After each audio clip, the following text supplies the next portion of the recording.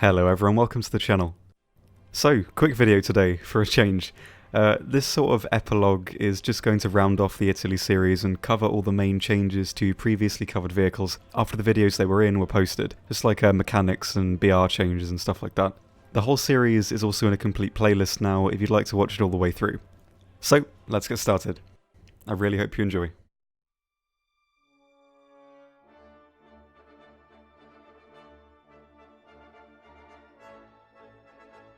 So first off is a pretty tiny change really. The 20mm wielding AB41 and the L640 have had their default belt changed. It's now 1:1 AP to HE, which does actually help a fair bit as the original stock belt was 3 HE to 1 AP, which was really tedious. So this makes the stock grind in the early tiers a bit more bearable. Not a major one, but still a welcome change.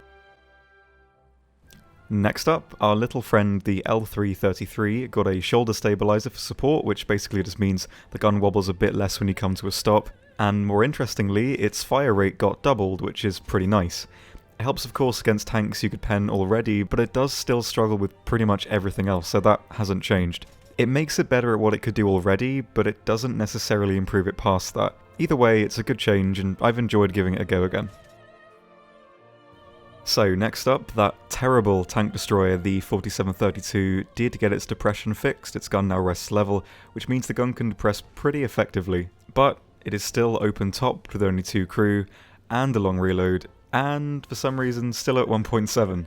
So it's still not really worth playing. Additionally though, its suspension was fixed, and it does no longer rock when you come to a stop, so it has improved a bit, but it's still going to sit in the bin for now, I think. Next up, our mid-tier anti-air vehicles got some pretty substantial changes as well. The M42 got down-tiered to 3.3, still doesn't make it any better at all against aircraft, but at 3.3 with the HVAC belt it can absolutely chew through tanks if you're at the right tier. It fits pretty well into the 3.3 lineup and can really be a menace in the down tier if you get a good map. The R3 T20 got up-tiered to 3.7 and received a fair few changes.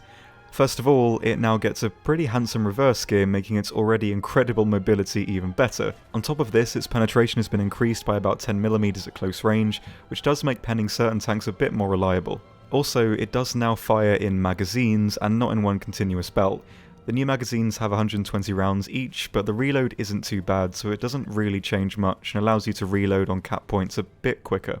The T20 could probably still do with another BR increase, but I think Gaijin are probably waiting to add some more vehicles before bumping the BR up, so it becomes a little bit more meaningful. So, fingers crossed for that. Next up, the 90mm Semaventi got an extra crew member in the hull. Not a lot to say about this one really. Obviously all it really does is benefit its survivability. Positive change, doesn't really affect its playstyle, and that's all there really is to say about this thing really. Next up, pretty much all the casemate Semaventis did get a BR reduction. The 105mm and the pack variant stayed the same, but all the others got bumped down 0.3. Sadly, this doesn't really help any of them, apart from the first one, which is now at 2.0, meaning it has a more functional lineup and its armour has some opportunities to be a bit more useful. Same can't really be said for any of the others. The 7532 got bumped down to 2.7, which doesn't really help as there's no lineup and it's not at all worth maining. The M42 got bumped down to 3.0, which again, no lineup, and the M43 is now at 3.7. You could argue this one does have a lineup a bit with the 90mm Semaventi and the R3, but I wouldn't really say so. They did all deserve this BR reduction. I think the 7532 could easily be at 2.3 and the 105 could go down to 3.0, but there's just no lineups for any of them to work in at the moment, so if and when we get some more low tier tanks, most of the Semaventis are sadly for now just going to stay redundant. Next up is the M4 Tipo, and it does actually get a pretty nice change. It now gets its 5th crew member in the hull, which does actually help as you can now survive being shot in the turret a lot more reliably. Additionally, it did get a slight penetration buff as well, which is nice. These changes don't really make the tank a lot better though. They do however help boost its performance passively, which to be honest is help it really did need. Still not an incredible vehicle, but slightly better than it was before in any case. The M36B1 is up next, and it did get a slight BR reduction, but sadly only 0.3 to 6.0. This doesn't really change anything, as there's still no lineup for it, and I wouldn't really recommend maining it as a tank still. So until Italy gets a few more tanks around this tier, this change doesn't really count for much, sadly. Next up is the R3106, and it did get a few changes. It's now 7.0 and tier 5, meaning it can only really be played as a backup in 7.7 lineups, which isn't really too big a problem as it still does very well there. Like the T20, it also gets the very good reverse gear, which really does help it out as it's gone from about 4 kilometers in reverse to about 27, which is pretty great. It does now suffer from the updated hull brake mechanics, which are, touch wood, doesn't actually work really, my desk is Formica, but hopefully it'll make hull braking them a little bit more reliable, as so far they have been a little bit inconsistent. Next is quite a welcome addition. The M47 got its rangefinder working, which is a big bonus to its playstyle, as it does really work well being passive and using cover. The addition of the rangefinder really does help landing those shots at long range. Nothing major, it doesn't really make the vehicle worth playing over any of the other options, but it's still a very useful change that only serves to make the vehicle better suited for its role. Next up is the Centauro, and it got a pretty nice change as well. Its stabilizer was very wobbly and very unreliable at high speed, but it now doesn't really bob around at all, which really does mean a more aggressive playstyle is more viable. Though I still think using cover is the best way to go, it certainly has become a lot more versatile. Additionally to the stabilizer fix, the Romor got its ERA fixed as well. It can now reliably stop HESH rounds and some heat rounds from the front, although flat from the side, even the common 105 heat round will still cut through. Overall, this hasn't really changed the vehicle much as it's still not very good, but at least the ERA does work properly now instead of its sole purpose being that it just made the vehicle slower.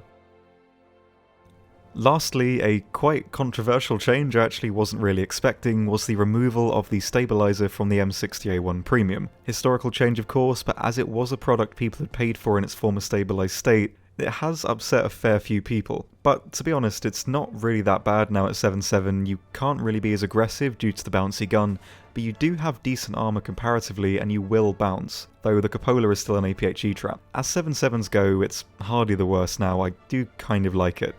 But the people who bought it still do have the firm right to be upset with the change. So there we are guys, pretty short video I know, but I feel this is a decent way of rounding off the series. As well, on screen now are, in my opinion, the best lineups you can make for Italy at the moment. A link to this is in the description as well if you'd like to have a better look at it. Anyway, I would have made this video a lot sooner, but Spitfire, that lovely bastard, shouted out my shop and I sold absolutely everything. So I've had a busy week. If you're not following him already, give him a sub. He makes very varied videos on lots of important talking points and he uploads way more frequently than me, so be sure to give him a look. So for the future of this series, I think for ease I'm going to make more of these tier analysis videos, but there's a bit of a problem in that of course new vehicles are added every patch, so what I think I'm going to do is complete every tech tree, and then once I've covered every vehicle, which for now will be doing tanks, I'll go through and cover all the new vehicles and update together like a just kind of collective roundup, but one that's in my style, being obnoxiously long. So, what do you guys think about this? If you think it's a good or bad system, let me know. Also tell me what tree you'd like to see next in the comments. I've seen Britain and France have been quite popular choices. But yeah, let me know and I will get on it right after Tankfest. By the way, if you're going to Tankfest, come and say hello. I'll be wandering around for all 3 days with the chums. I'll probably be wearing a jumper or something stupid. I might write O2 on my hand or something equally as stupid. I will be updating the shop as well a lot after Tankfest, so keep an eye on that. I've put a couple of extra good bits on by the time this video uploads, so if you've made it this far, have a little peek. Anyway, as always, thank you all very much for watching, and I will see you next time. Goodbye.